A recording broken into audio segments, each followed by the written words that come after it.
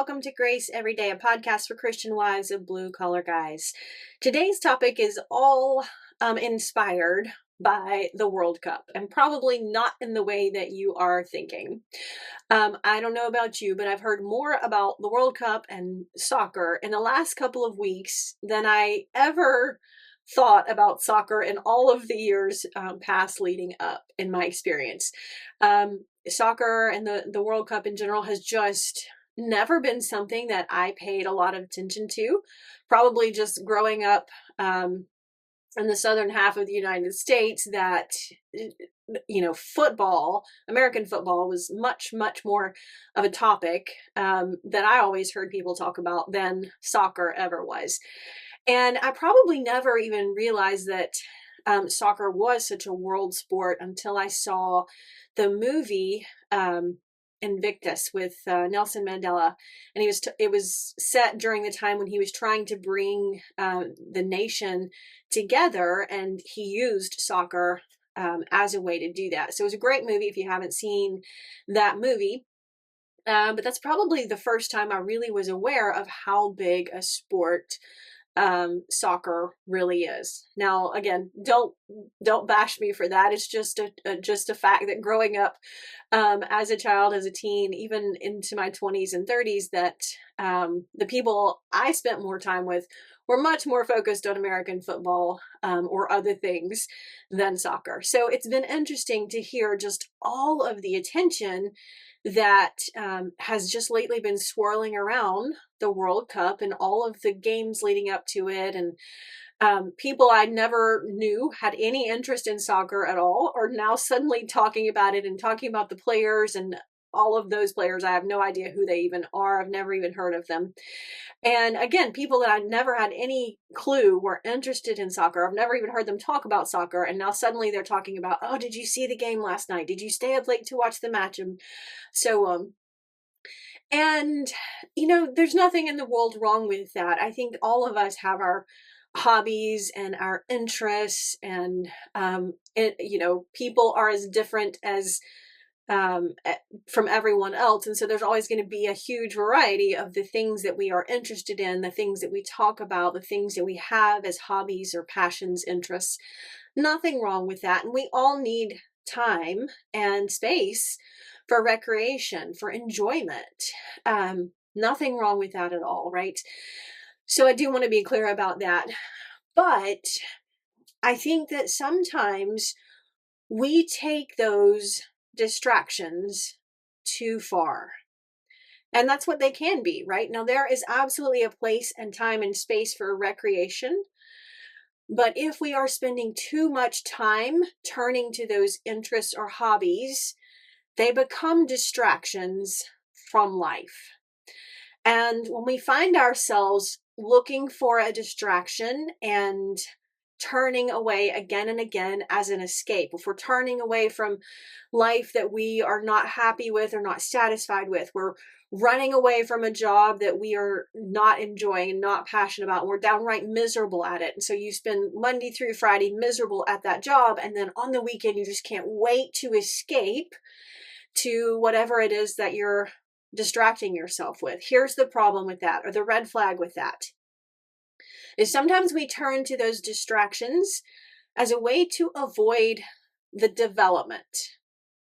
Because if we are constantly seeking to escape from our life or one dimension of our life, that means that that's an opportunity for us to develop ourselves and do something about it. Rather than run from the problem, turn around and say, what do I need to do for myself? What do I need to do within myself in order to be able to change these circumstances? I think it's Myron Golden who said, sometimes life isn't working for you, but it's working on you. And I love that, because isn't it true that so much of the time when we are in a situation that we're not happy with, and we feel like life isn't going well for us, life isn't working for us for whatever reason, those are the opportunities for growth. Those are the times that we can lean into that season of adversity and find the growth in that opportunity, and ultimately, develop ourselves out of it. But we cannot do that if we are constantly turning to distraction, if we're constantly leaning into a distraction and leaning away from those development opportunities, we'll never get to experience the growth that those can bring.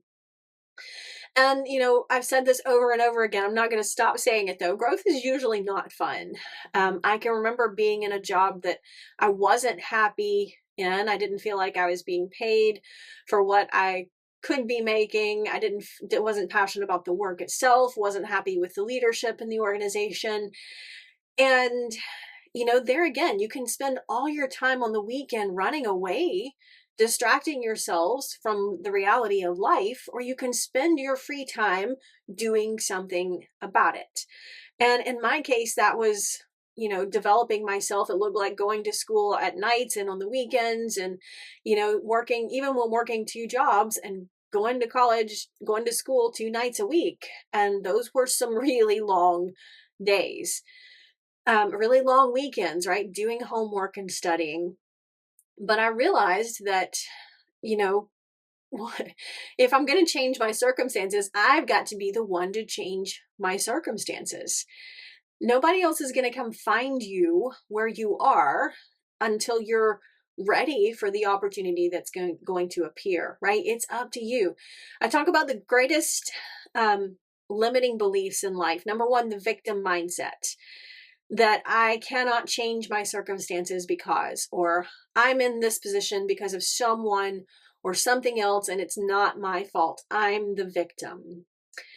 That is the number one greatest limiting belief, probably of all human experience, is that I'm in this place, it's someone else's fault, I'm the victim here, I can't do anything about it. The reason that holds us back is as long as I believe it's someone else's fault why I'm in a situation, then I'm never going to do anything to change it or fix it or improve it. So we have to be conscious of that. Number two, believing that someone else should change our circumstances, right? It's almost the entitlement mindset that someone else should do it. Someone else should give me a promotion. Someone else should, give me a college degree so I can make more money. Someone else should, work on my relationships with my kids. Maybe it's their fault. Maybe they should do something different, right? There again, believing that someone else should do it. And the third limiting belief is believing that someone else will do it, right? Here's the thing. No one else can do the things that you can do in your life. No one else has as much control over your circumstances and your life as you do. No one else has as much influence in your life as you do. And it's up to you, right, to take control of those situations and say, what do I need to do about that? And probably the most difficult thing about that is it takes time. When I realized I wasn't happy in my career and I wanted to go get a college degree because I thought that would be the ticket out. And ultimately, it absolutely helped me advance. But, side note that my character development certainly helped accelerate my journey faster than the competency focus of a college degree. Nothing wrong with the college degree. I just didn't understand that developing who I was would help me grow exponentially faster than developing what I knew how to do. Side note there. But the thing about it is that once we take responsibility and ownership for, yes, I'm willing to do something about my circumstances. Let me start reading a book. Let me start applying what I'm learning. Let me stop doing some of those things that are distracting me from the growth that will help shift into a new season. And then we just have to do it. It takes time. Life is full of seasons, and just like the season of growing fruit or growing vegetables, right? You plant something and then there's a season of growth and then the harvest comes much later. So the first part is taking ownership and responsibility for the growth, for the development, for our circumstances, and then putting the work in so that we can reap the harvest later. Because you're not going to get the harvest on the first day, or the 10th day, or the 30th day. I just started training for a marathon, for a fall marathon. And so this is July as I'm recording this, and the marathon is in November. And so I'm looking ahead right now, today, to days and weeks and months of training and preparation leading up to this marathon. And I particularly appreciate that because it drives a lot of discipline for me, and making sure I get enough sleep and make sure I'm dialing in my eating habits, and not just the training itself, but it makes me get more disciplined in other areas of life. So I appreciate that. But as I look forward to all of the hours over the weeks and months that I'm going to put in to training and working towards this goal, and realizing I can't just go out and run the 26 miles today as fast as I want to in November, right? I'm not going to reap the benefit just because I started training this week. It's going to take time. It's going to take the process and leveraging that power of process. Um, and we don't get the reward right away. I'm going to work months and months toward this one Saturday morning or Sunday morning event.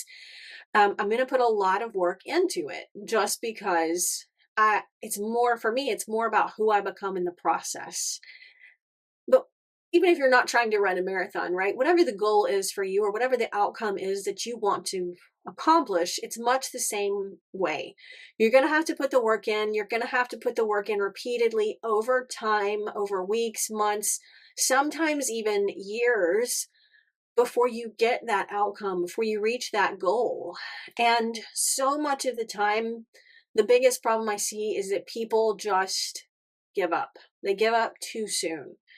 They just aren't committed from the beginning to putting the work in, to putting the time in, putting the energy in to accomplish the result that they want. Here's the deal. It's only failure if you quit.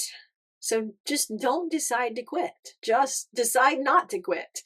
It is that simple. Most of the time we are able to accomplish what we want in life as long as we are willing to make the sacrifices and put the work in order to become the person who can achieve it. I know life is tough, but God's grace is always enough. Until next time.